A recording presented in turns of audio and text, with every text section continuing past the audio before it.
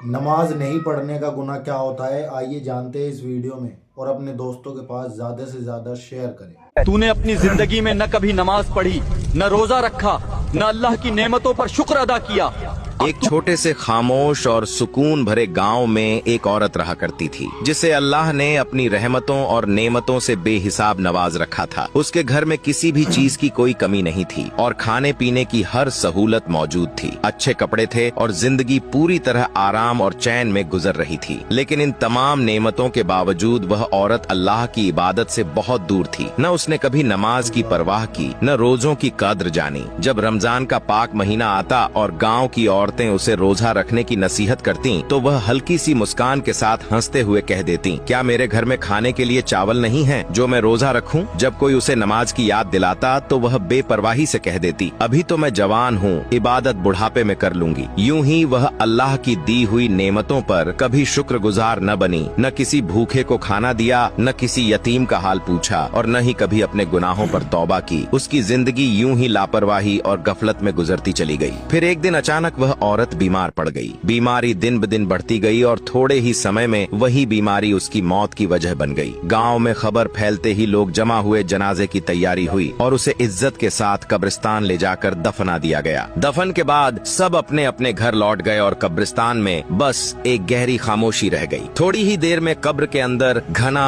अंधेरा छा गया। उसी खामोशी को चीरते हुए दो फरिश्ते वहाँ आए। उनकी आवाज सख्त थी और लहजा जिस्म और रूह दोनों को हिला देने वाला था। उन्होंने सवाल किए, तेरा रब कौन है? तेरा दीन क्या है? तेरे नबी कौन है? औरत का चेहरा डर से सफेद पड़ गया, माथे से पसीना बहने लगा, उसका जिस्म कांपने लगा, लेकिन वह एक भी सवाल का जवाब न दे सकी। उसकी जबान जैसे हमेशा के लिए खामोश हो गई थी। तभी फरिश्तों ने कहा, तूने अपनी जिंदगी में न कभी नमाज पढ़ी, न रोजा रखा, न अल्लाह की नेमतों पर शुक्र अदा किया और न किसी गरीब या यतीम की मदद की, इसलिए अब तेरे लिए सिर्फ अजाब है। यह कहकर फरिश्ते वहाँ से चले गए और उसी पल कब्र का